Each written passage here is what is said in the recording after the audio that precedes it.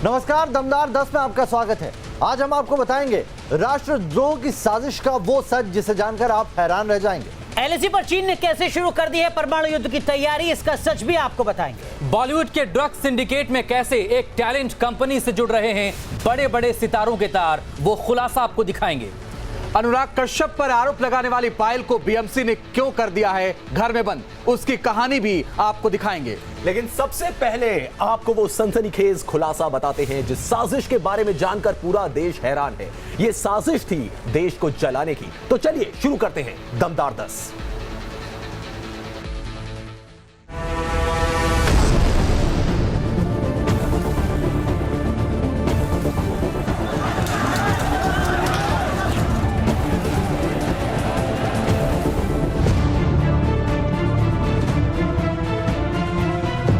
हिंदुस्तान की राजधानी दिल्ली सुलग रही थी।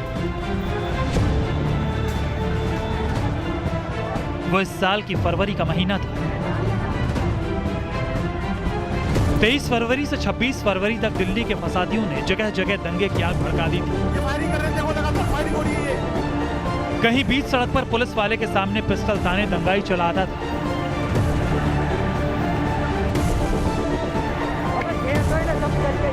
कहीं पुलिस वालों पर फेंकने से पहले दंगाई के हाथ में ही बम ब्लास्ट हो रहा था। घर फूंके जा रहे थे, गाड़ियां फूंकी जा रही थी। 2 मंजिला इमारत के ऊपर से पेट्रोल बमों की बारिश हो रही थी।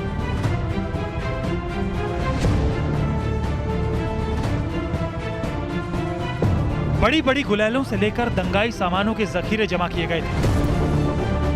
ये सब कुछ सोची समझी साजिश थी। दिल्ली पुलिस स्पेशल सेल ने दिल्ली दंगे की जांच में जो तथ्य और सबूत पेश किए हैं, उनकी कड़ियां जब जुड़ती हैं तो साफ पता चलता है कि ट्रंप के दौरे के दौरान दिल्ली में दंगे की साजिश काफी पहले से चल रही थी। दिल्ली के दंगों को लेकर दिल्ली पुलिस की स्पेशल सेल ने जो जांच रिपोर्ट यानी चार्जशीट दायर की है, उस चार्जशीट में ऐसे भयानक खुलासे हैं जो देश में हो रही खतरनाक साजिशों पर से पर्दा उठा रहे हैं। दिल्ली पुलिस की गहन तफ्तीश में पता चला है कि दिल्ली में हुए दंगे के कई प्रायोजक थे। दंगे पूरी प्लानिंग के साथ किए गए थे। दंगाइयों को जुटाने ठहराने का इंतजाम था। दंगाइयों को खाना पीना, हथियार, औजार मिले और देश के खिलाफ इस पूरी साजिश की शुरुआत जून 2019 से हो चुकी थी।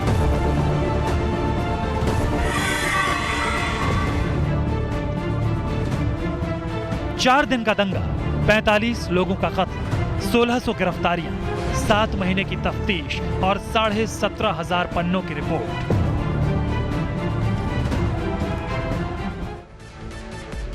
दिल्ली पुलिस की स्पेशल सेल ने दिल्ली दंगा की केस की जांच के बाद जो रिपोर्ट तैयार की, उनमें वो 15 चेहरे निकलकर सामने आए जिन्हें अब देश को बताना होगा कि वो राष्ट्रद्रोही नहीं, उन्होंने दंगों की साजिश नहीं रची, उन्होंने मोदी सरकार के तख्ता पलट का प्लान नहीं बनाया, उन्होंने दिल्ली में 44 लोगों के कत्ल की कहानी नहीं लिखी। इनमें है सफूरा जरगा, ये जामिया कोऑर्डिनेशन कमेटी की मीडिया कोऑर्डिनेटर है। ताहिर हुसैन, ये आम आदमी पार्टी का पूर्व पार्षद है। नताशा नरवाल, ये पिंजरा तोड़ ग्रुप की महिला है। देवांगना कलीता, ये भी पिंजरा तोड़ ग्रुप की महिला है। मीरान हैदर, ये जामिया में पीएचडी स्टूडेंट है। गुलफिशा फातिमा, ये दिल्ली यूनिवर्सिटी की पूर्व छात्रा है। इनके अलावा चार्जशीट में शामिल 15 नामों में इशरत जहां, शफाउर रहमान, आसिफ इकबाल तन्हा, शादाब अहमद, तस्लीम अहमद, शकील मलिक और अतहर खान का नाम शामिल है। इन 15 चेहरों के खिलाफ दिल्ली पुलिस ने अनलॉफुल एक्टिविटी प्रिवेंशन एक्ट यानी यूएपीए एक्ट के तहत चार्जशीट दायर की है, क्योंकि पुलिस ने इन आरोपियों की व्हाट्सएप चैट्स, इनके जियो लोकेशंस, इनके बयानों का विश्लेषण, इनके एसएमएस की स्टडी करने के बाद इन सभी के फेस रिकॉग्निशन से पता किया है कि ये सब कहां थे और क्या कर रहे थे। 2695 पेज की इस मूल चार्जशीट में 747 गवाहों के बयान, आरोपियों के इकबालिया बयान, इसके अलावा कॉल डिटेल रिकॉर्ड और व्हाट्सएप ग्रुप चैट की ट्रांसक्रिप्ट के जरिए पुलिस ने साबित करने की कोशिश की है कि साजिशकर्ता दरअसल CA/NRC कानून की आड़ में दिल्ली को दंगों की आग में झोंकना चाहते थे और उनका मकसद एक लोकतांत्रिक तरीके से चुनी हुई सरकार को गिराना था। और अपने दावों की पुष्टि के लिए दिल्ली पुलिस ने दंगे में शामिल लोगों के व्हाट्सएप ग्रुप्स की ट्रांसक्रिप्ट्स, उनके बीच हुई बातचीत के कॉल रिकॉर्ड्स और दंगे में इस्तेमाल पैसों की मनी ट्रेल के सबूत भी जमा किए हैं। दिल्ली पुलिस की जांच में गहरी साजिश के दावे के समर्थन में पुलिस ने स्वराज इंडिया नेता योगेंद्र यादव, फिल्म निर्माता राहुल रॉय, फिल्म निर्माता सबा दीवान, पिंजरा तोड़ ग्रुप की कलिता, पिंजरा तोड़ ग्रुप की नरवाल, CPI नेता एन्नी राजा, MKSS की रक्षिता स्वामी, हर्ष मंदर और अंजलि भारद्वाज के बीच व्हाट्सएप पर हुई बातचीत के ब्यौरे और उनके चैट्स के ट्रांसक्रिप्ट भी पेश की है।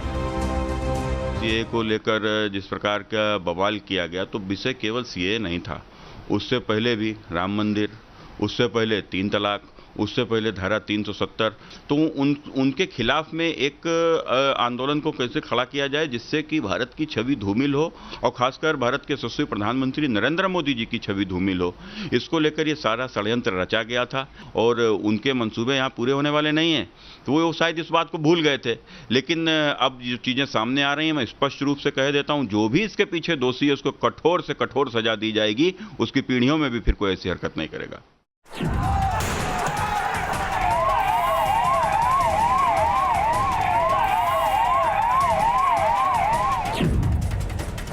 दिल्ली पुलिस की जांच रिपोर्ट में जो खुलासे हुए हैं उसमें साफ तौर पर यह कहा गया है कि फरवरी में हुए दंगों के पीछे साजिशकर्ताओं का मकसद चुनी हुई सरकार को उखाड़ फेंकना था। जिस दिन 2019 संसदीय चुनाव के नतीजे घोषित हुए उसी दिन से मुख्य साजिशकर्ताओं की जुबान और तेवर बदल गए। इन आरोपियों के दिमाग में हिंसा के प्रति लगाव साफ दिखा है। दंगों को लेकर जो अब चार्जशीट धीरे धीरे कोर्ट में आ रही है, इन्वेस्टिगेशन कंप्लीट हो रही है, बहुत बड़े बड़े नाम उजागर हो रहे हैं, तो इससे पता लग रहा है कि किस तरह से ये दंगे ऑर्गेनाइज किए गए थे। एक बहुत बड़े ग्रुप के द्वारा, इलेक्ट्रॉनिक मीडिया के द्वारा व्हाट्सएप ग्रुप बनाए गए, फेसबुक और जितना भी सिस्टम का था उसका इस्तेमाल किया गया। इतना ही नहीं, दिल्ली पुलिस ने दिल्ली के दंगों की प्लानिंग और एग्जीक्यूशन की साजिश को समझते हुए इसे पूरी तरह आतंकी वारदात के बराबर माना है। पुलिस ने कहा है पूरी दुनिया में आतंकी हरकत उसे माना जाता है जिसमें सरकार से अपनी बात मनवाने के लिए हिंसा का सहारा लिया जाता है। दिल्ली दंगे के मामले में भी हथियारों, पेट्रोल बमों का इस्तेमाल हुआ। इस हिंसा का मकसद केंद्र सरकार को CAA, NRC वापस लेने के लिए मजबूर करना था, लिहाजा ये साफ तौर पर आतंकी गतिविधि है। दिल्ली पुलिस ने अपनी चार्जशीट में जो कुछ भी कहा है उसके पीछे के सबूत बताते हैं कि 23 फरवरी से एक हफ्ते पहले ही यानी 16-17 से ही दंगे की प्लानिंग शुरू हो चुकी थी। दिल्ली दंगे की क्रोनोलॉजी। दिल्ली पुलिस की तफ्तीश में हुए खुलासों के मुताबिक दिल्ली के चांदबाग में 16-17 फरवरी की रात एक बैठक हुई। इसमें पूरी दिल्ली में प्रदर्शन करने का प्लान बना। North east, Shahdara, south district, Chandbagh, Jafrabad जैसे इलाकों को खासतौर पर चुना गया।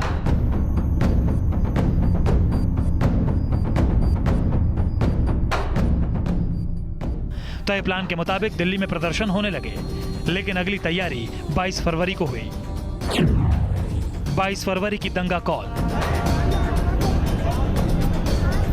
दिल्ली पुलिस की तफ्तीश में पता चला कि 22 फरवरी 2020 की रात 8:30 बजे जानवी मित्तल ने कुसुम को कॉल किया। इसके बाद 3 लंबे कॉल राहुल रॉय को किए गए।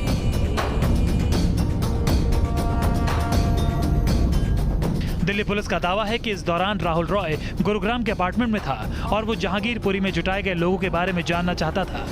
राहुल रॉय ने जानवी मित्तल से फिर करीब 20 मिनट तक बात की।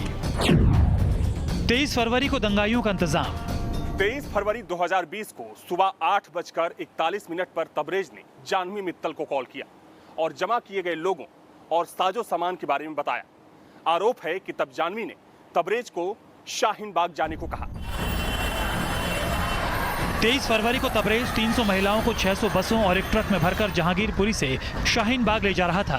तभी जानवी ने महिलाओं को जाफराबाद पहुंचने को कहा। शाहीन बाग से एक बार फिर सभी महिलाओं को बस और ट्रक में भरा गया और शाम करीब 5:45 बजे ये महिलाएं जाफराबाद पहुंच गईं। ठीक बाद पिंजरा तोड़ ग्रुप की देवांगना कलिता ने राहुल रॉय को फोन कर बताया कि जहांगीरपुरी वाली महिलाएं जाफराबाद पहुंच गई हैं। और यही महिलाएं थीं जिन्होंने 23 फरवरी की रात सीएए के समर्थन में बैठे लोगों पर हमला शुरू किया था। मारपीट और हिंसा की शुरुआत करने के बाद उन महिलाओं को वापस जहांगीरपुरी भेज दिया गया।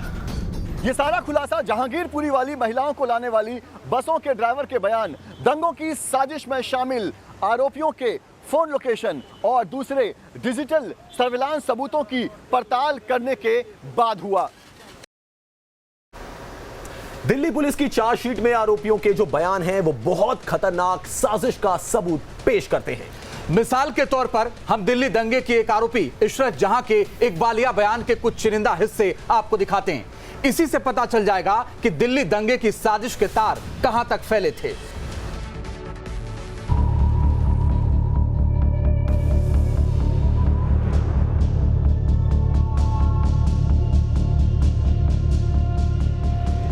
दिल्ली पुलिस की दायर चार्जशीट में उन आरोपियों के बयान भी शामिल हैं जिन्होंने साजिश की परतों का खुलासा किया है। इनमें से एक अहम आरोपी इशरत जहां ने पुलिस को जो बताया है उसका अहम हिस्सा चार्जशीट में पेज नंबर 1342 से 1350 के बीच है, जिसमें इशरत जहां कहती हैं कि उनका मकसद गज़वा-ए हिंद के सपनों को पूरा करने का था।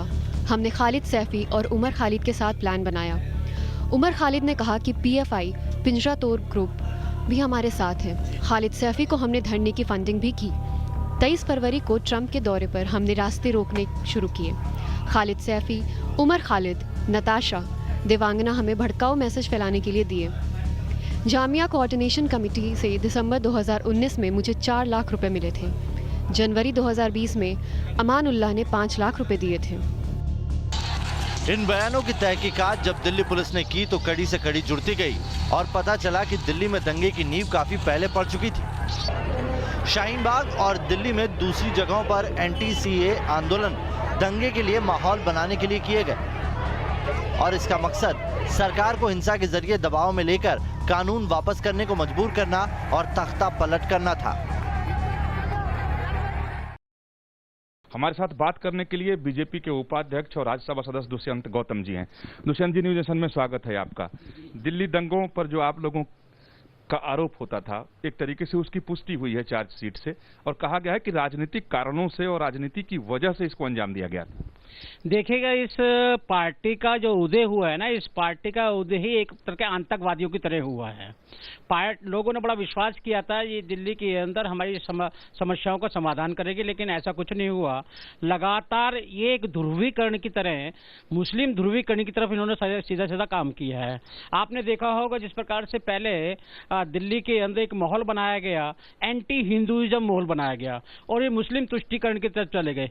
और जब मुस्लिमों ने आक्रमण हिंदुओं पे किया है, ये उनके साथ में ही खड़े रहे हैं।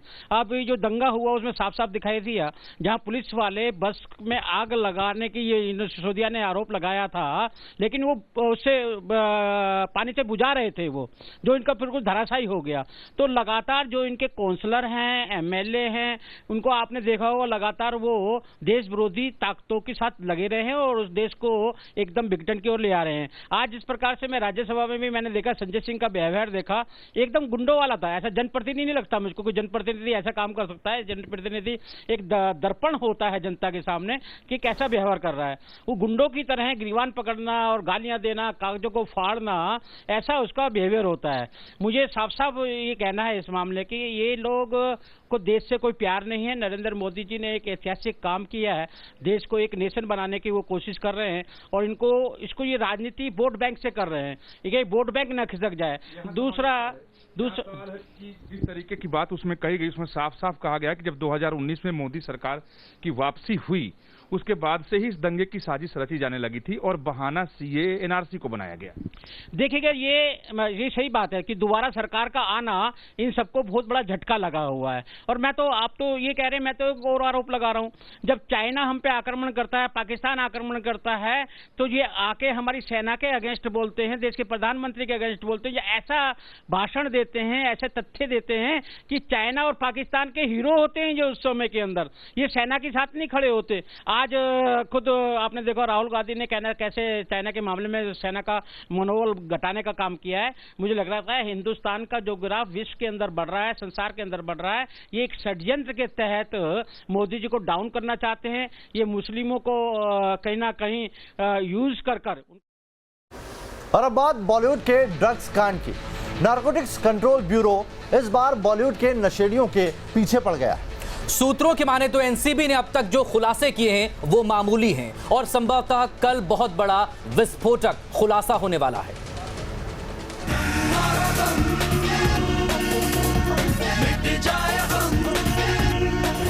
दीपिका पादुकोण जो पिछले 24 घंटे के अंदर बॉलीवुड की सुपरस्टार वाली शख्सियत से फिल्मी दुनिया के नशेड़ियों की कतार में खड़ी होती दिखाई दे रही है। और ये सब हुआ है उस तफ्तीश के बाद जो तफ्तीश सुशांत की संदिग्ध मौत से शुरू हुई थी। लेकिन रिया चक्रवर्ती के बयानों और खुलासे ने एनसीबी का काम बढ़ा दिया है। रिया चक्रवर्ती के ड्रग्स वाले धंधे की शुरू हुई कहानी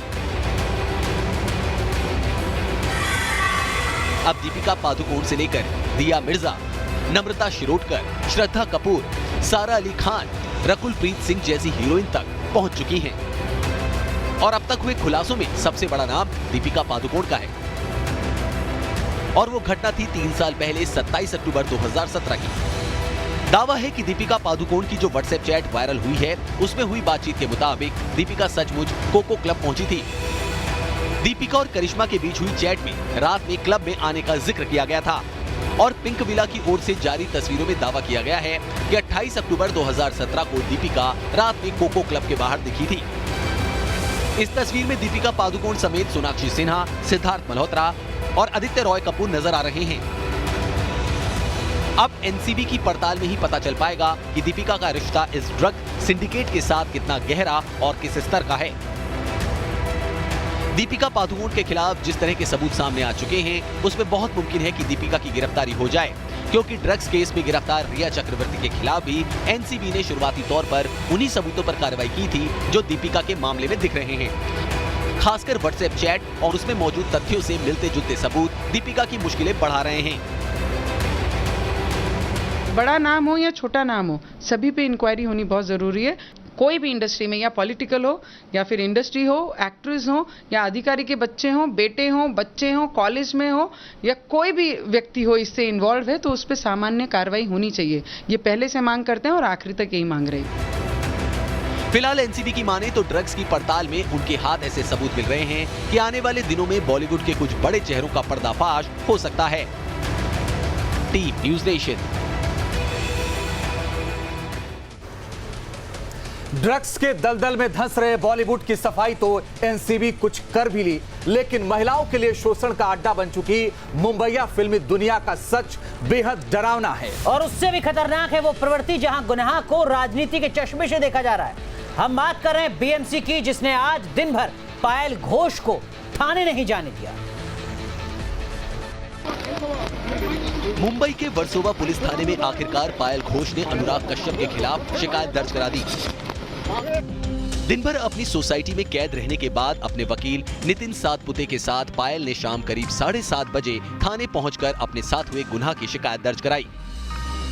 अभिनेत्री पायल घोष पहुंची है मुंबई के वर्सोवा पुलिस स्टेशन, जहां वो फिल्म निर्देशक अनुराग कश्यप के खिलाफ मामला दर्ज करवा रही है। आपको बता दें कि पायल घोष ने 2 दिन पहले अनुराग कश्यप पर गंभीर आरोप लगाए थे, यौन उत्पीड़न के गंभीर आरोप लगाए थे और आज वर्सोवा पुलिस स्टेशन पहुंची है पायल घोष, जहां पर उनका स्टेटमेंट रिकॉर्ड किया जा रहा है। आपको बता दें कि मुंबई पुलिस ने अनुराग कश्यप के खिलाफ शिकायत तो ले ली है, लेकिन अभी एफआईआर दर्ज नहीं हुई है। शुरुआती तफ्तीश और सबूतों के बाद मुंबई पुलिस इसी शिकायत के आधार पर आगे की कार्रवाई कर सकती है। तो अभी बता रहे हैं कि उनके साथ मोलेस्टेशन हुआ था आज से करीब 6 साल पहले, तो इसमें धारा 354 आईपीसी अट्रैक्ट होती है। अगर उसमें कोई थ्रेट भी किया गया था उसको, तो उसके बाद 506 आईपीसी की अट्रैक्ट होती है। तो इन धाराओं में अगर केस दर्ज किया गया तो 354 आईपीसी में अगर केस दर्ज किया, उसकी इन्वेस्टिगेशन बाद अगर कोई सबूत किसी अपराधी के खिलाफ आए तो उस अपराधी को अगर केस भेजा गया ट्रायल में और ट्रायल में कोर्ट में ये साबित हो जाता है कि हाँ ये जो एलिगेशन ये सही है, तो उसमें मैक्सिमम 5 साल और मिनिमम 1 साल की सजा का प्रावधान है और जुर्माना भी है। लेकिन इस पूरे कांड का सबसे अफसोसजनक पहलू तब सामने आया जब महिलाओं के यौन शोषण का अड्डा बन चुके मुंबईया बॉलीवुड में हुए एक गुनाह का बचाव करने बीएमसी पहुंच गई। सोमवार की देर रात थाने से बैरंग लौटी पायल घोष ने मंगलवार को शिकायत दर्ज कराने का ऐलान किया था, लेकिन रातों रात बीएमसी एक्शन में आ गई। पायल जिस सोसाइटी में रहती हैं, वहां एक नोटिस चिपका दिया गया कि इस सोसाइटी में कोरोना का मरीज मिला है और इस सोसाइटी में बाहर से कोई नहीं आ सकता, ना ही जा सकता है। हालांकि दिन में कई वाहन इस सोसाइटी से आते जाते दिखे और बीएमसी की करतूत पर देश भर में लानतें भेजी जाने लगी। तो शाम को पायल घोष को थाने जाने का मौका मिल सका। ये पहला मौका नहीं था जब बीएमसी की हरकतों पर सवाल उठे हैं। इससे पहले बीएमसी ने कंगना रनौत के खिलाफ आनन फानन में कार्रवाई की थी। सुशांत केस में गैंग्स ऑफ बॉलीवुड के खिलाफ आवाज उठाने वाली कंगना को नोटिस देकर 24 घंटे के अंदर बीएमसी ने बुलडोजर चला दिया था। कंगना के घर को तबाह करने वाली बीएमसी कैसे फिल्मी दुनिया के अंदर हो रहे जुल्मों पर पर्दा डालने में सरकारी हथियार की तरह इस्तेमाल हो रही है, इसकी मिसाल तब भी मिली थी जब सुशांत केस की जांच करने मुंबई पहुंचे सीनियर आईपीएस को बीएमसी ने कोरोना के नाम पर क्वारंटाइन कर दिया था और जांच नहीं करने दी थी। फिलहाल पायल ने बीएमसी की बंदिश पार करके थाने तक अपनी बात पहुंचा दी है। अब मुंबई पुलिस को शिकायत की जांच पर पायल और उसके जैसी महिलाओं को इंसाफ दिलाना है जो बॉलीवुड में शोषण का शिकार हो रही हैं। Team news nation. बड़ी खबर बताते हैं आपको इस वक्त की डायरेक्टर अनुराग कश्यप की परेशानी बढ़ गई है। एक्ट्रेस पायल घोष ने वर्सोवा थाने में दर्ज करा दी है यौन शोषण की शिकायत। लंबा इंतजार जरूर करना पड़ा उन्हें, कल रात को पहुंची थी लेकिन कल नहीं हो पाई उनकी और अब वकीलों की टीम के साथ वर्सोवा थाने में कंप्लेंट दर्ज करा दी है। जो जानकारी निकल के आ रही है, कई धाराएं हैं जिनके तहत ये केस दर्ज किया गया है। पंकज, सबसे पहले डिटेल कौन कौन सी धाराओं में केस दर्ज हुआ है? देखिए, संगीन आरोप लगाए गए हैं अनुराग कश्यप के खिलाफ, रेप जैसे संगीन आरोप लगाए गए हैं, यौन उत्पीड़न के आरोप लगाए गए हैं और इन तमाम मामलों में मुंबई के वर्सोवा पुलिस स्टेशन में पायल घोष के वकील ने लिखित शिकायत दी है और अब पायल घोष का स्टेटमेंट यहां पर दर्ज किया जा रहा है। आपको हम तस्वीर दिखाते हैं। मूसलाधार बारिश के बीच मुंबई के वर्सोवा पुलिस स्टेशन में पायल घोष पहुंची हुई हैं, उनके साथ उनके वकील पहुंचे हुए हैं और फिलहाल पायल घोष का स्टेटमेंट रिकॉर्ड किया जा रहा है। जानने की कोशिश हो रही है कि किस तरह से उनके साथ अनुराग कश्यप ने यौन उत्पीड़न किया था, किस तरह से उनके साथ वो दुष्व्यवहार किया गया था और पायल घोष जो लगातार कोशिश हो रही थी कि उनके एफआईआर को दर्ज ना किया जाए, लगातार कोशिश हो रही थी कि उन्हें घर से निकलने ना दिया जाए, लेकिन आखिरकार पायल घोष अपने वकील के साथ मुंबई के वर्सोवा पुलिस स्टेशन में पहुंच चुकी है। करीब 2 घंटों से पायल का स्टेटमेंट रिकॉर्ड किया जा रहा है। उम्मीद की जा रही है कि जो भी मांग या जो भी लिखित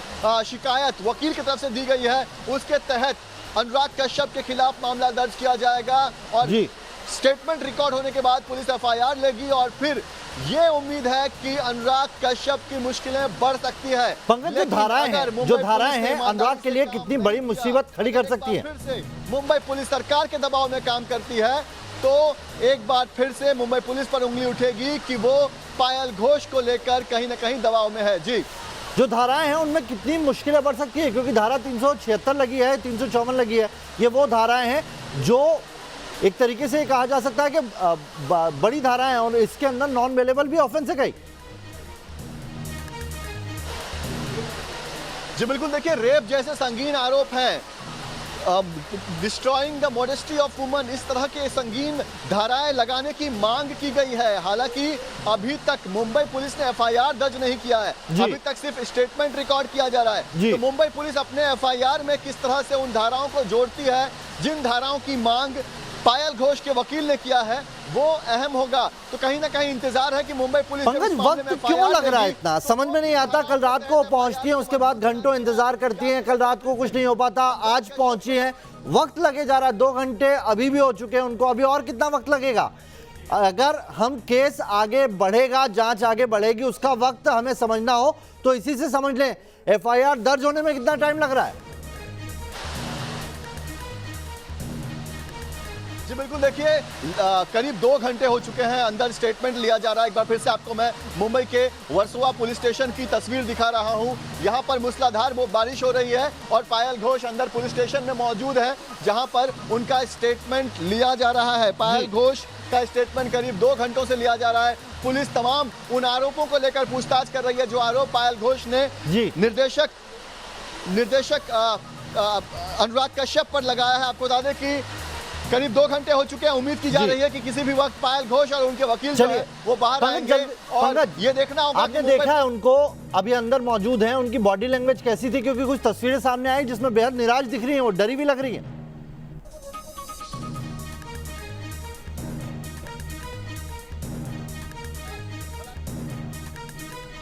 पंकज, अब तक आवाज पहुंच रही है? अब देखना यह है कि मुंबई पुलिस इस पूरे मामले को कितनी संगीनता से लेती है, कितनी गंभीरता से लेती है। जी पंकज, अंदर की कुछ तस्वीरें हम दिखा रहे हैं हमारे दर्शकों को, जिसमें पायल है, उनके वकील हैं और वो बहुत डरी हुई दिख रही हैं। आपने देखा उनकी बॉडी लैंग्वेज कैसी थी? जी बिल्कुल, देखिए पायल जो है वो नर्वस है। मैं आपको एक बार फिर से मुंबई के वर्सोवा पुलिस स्टेशन की तस्वीर दिखाते हुए आपको बताता हूं कि पायल जो है वो बेहद, जब वो आई तो काफ़ी नर्वस दिखाई दे रही थी। पूरे दिन जिस तरह से उन पर दबाव बनाने की कोशिश की गई, आपको याद होगा कि ओशिवारा पुलिस स्टेशन भी वो कल गई थी। ओशिवारा पुलिस स्टेशन में उन्हें करीब 2 से 2.5 घंटे इंतजार करने के बाद कहा गया कि यहाँ पर कोई महिला अधिकारी, महिला अफसर नहीं है, इसलिए उनकी शिकायत नहीं ली गई। साथ ही ये भी कहा गया कि उनके साथ जो कुछ हुआ है, जो उनके साथ यौन उत्पीड़न हुआ है, जिसकी शिकायत, चलिए अब देखना ये होगा पंकज कि कितना और वक्त लगता है, क्योंकि जांच मुंबई पुलिस कब करेगी ये तो बात की बात है। अभी तो एफआईआर दर्ज करने में 1 घंटों लग गए और 2 घंटे से अभी भी वर्सोवा पुलिस थाने में मौजूद है पायल। नजर हमारी बनी रहेगी इस खबर पर। तो दमदार 10 में अभी के लिए इतना ही।